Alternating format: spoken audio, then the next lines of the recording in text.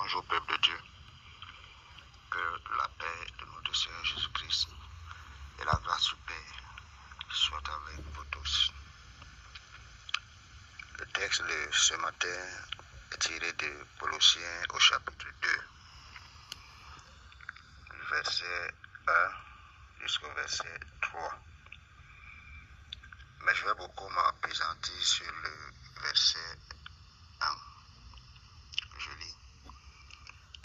Je veux en effet que vous sachiez combien est grand le combat que je soutiens pour vous et pour ceux qui sont à Laodicée, pour tous ceux qui n'ont pas vu mon visage, afin qu'ils aient le cœur rempli de consolation, qu'ils soient unis dans l'amour et enrichis d'une pleine intelligence pour connaître le mystère de Dieu, c'est-à-dire le mystère de Dieu, savoir Christ, mystère dans lequel sont cachés tous les trésors de la sagesse et de la connaissance.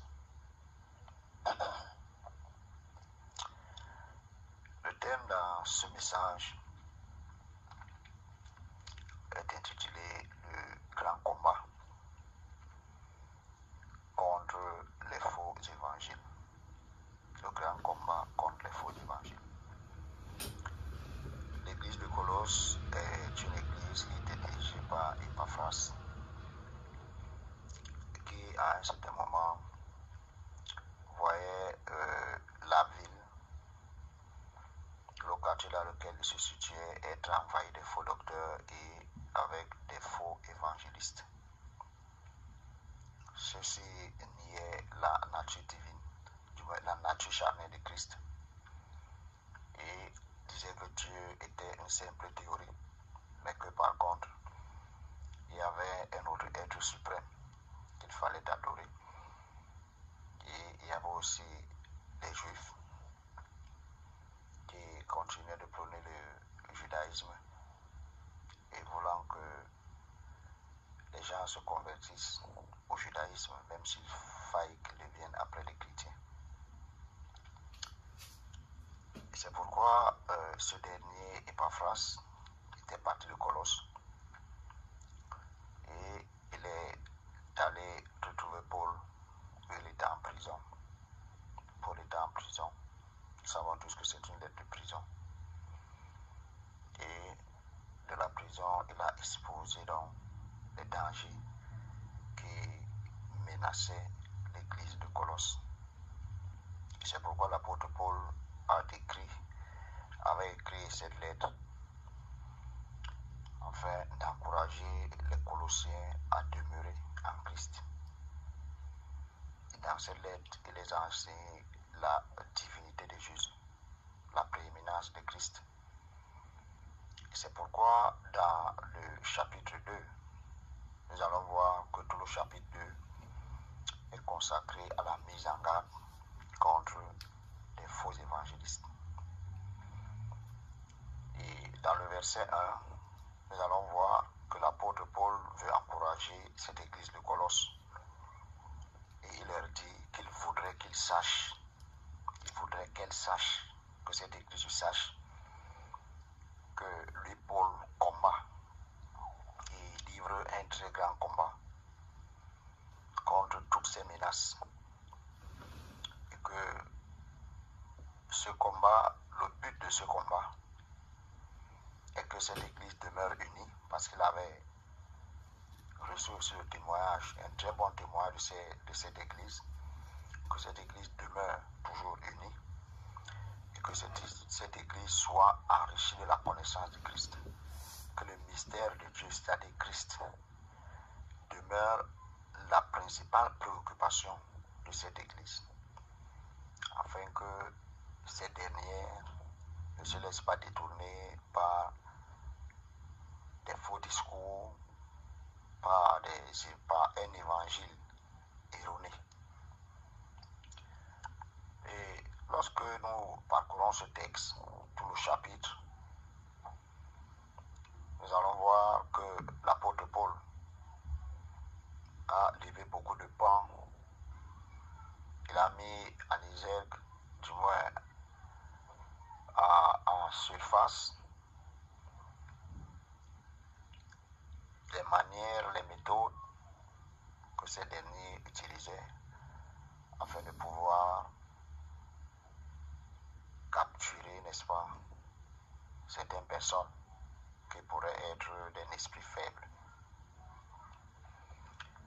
Mais dans le verset 1, l'apôtre Paul dit le grand combat que je soutiens pour vous. Vous sachiez le grand combat que je soutiens pour vous. Alors ce matin, l'apôtre Paul nous enseigne, nous aussi, à limiter, en tant qu'enfant de Dieu, en tant que leader d'église, même si tu es responsable de celui de prière,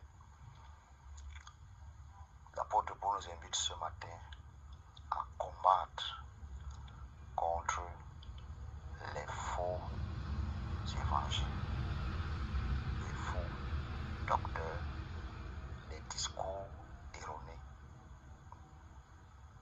L'apôtre Paul voudrait que nous limitions ce matin. C'est pourquoi l'apôtre Paul nous appelle à combattre le vrai combat. Nous aussi, nous avons des chrétiens qui sont exposés aujourd'hui avec ces histoires de prophètes où beaucoup de gens pensent trouver leur bonheur, mais malheureusement, quand ils rentrent là-bas, ils sont déçus, ils sont remplis de déception. Il y a ceux qui se découragent, partent même pas à l'église. Parce que non seulement ils sont tombés dans le piège du mensonge, et en plus de ça, quand ils sortent là-bas, ils sont tellement appauvris. Tellement appauvris. Je n'ai rien contre les prophètes, mais nous devons leur dire la vérité. Aujourd'hui, nous avons des gens qui se baladent un peu partout parce qu'ils cherchent le bonheur, disent-ils. Aujourd'hui, nous avons des gens qui ne sont pas encore bien affermés à l'église et qui sont exposés, n'est-ce pas, à toutes sortes de doctrines. Ils sont prêts à aller partout où ils pourraient, soi-disant à la recherche du bonheur.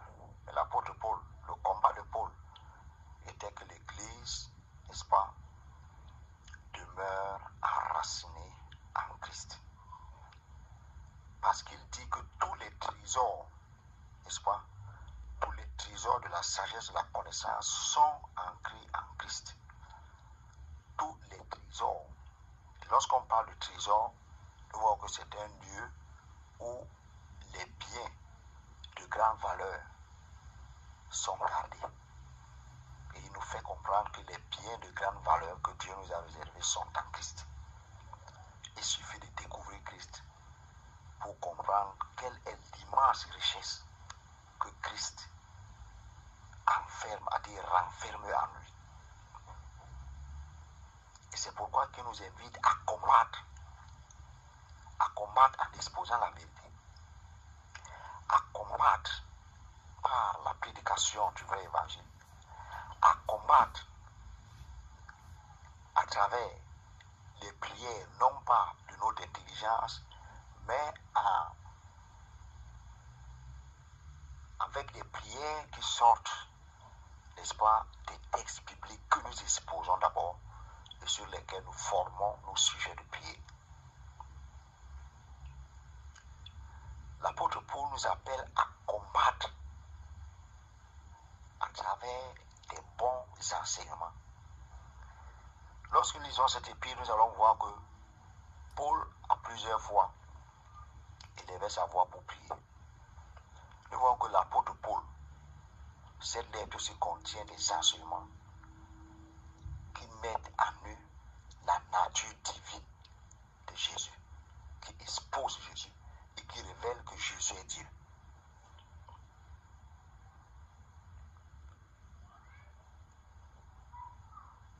Et la volonté de Dieu à travers l'apôtre Paul est que l'Église soit focalisée seulement sur Jésus.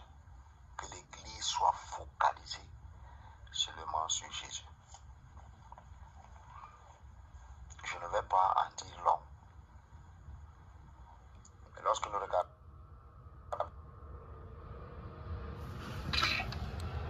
le monde actuel,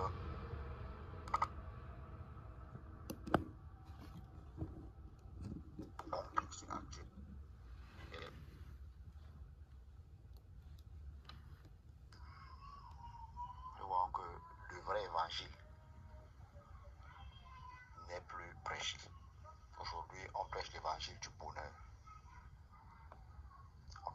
l'évangile social.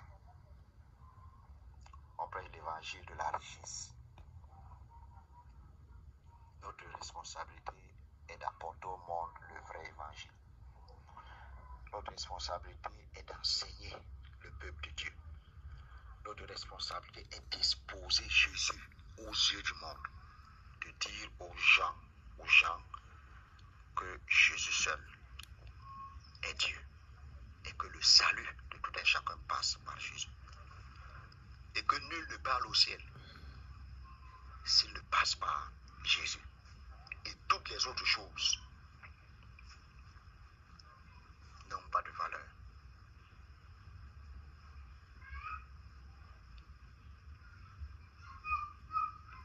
C'est pourquoi Jésus pouvait dire dans je crois Matthieu 6, 6 ou 7, il disait quelque part là-bas, il dit chercher premièrement le royaume des cieux. Mais nous voyons que dans le contexte actuel, le royaume des cieux est relégué au second rang. Il dit toutes les autres choses, n'est-ce pas? Vous les aurez bien après. Mais ce sont ces choses-là que nous avons mis en avance.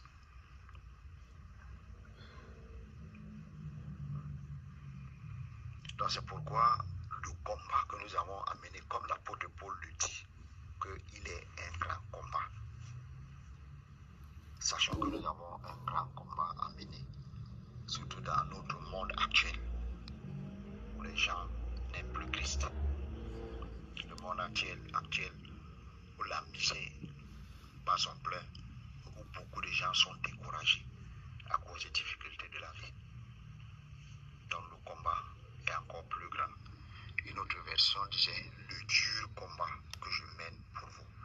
Donc le combat que nous avons à mener est dur. Mais nous n'allons pas nous décourager compte tenu du danger qui est. Notre rôle, notre devoir est de prier et d'enseigner la parole, d'exposer le vrai évangile, d'amener, de faire connaître Christ au monde.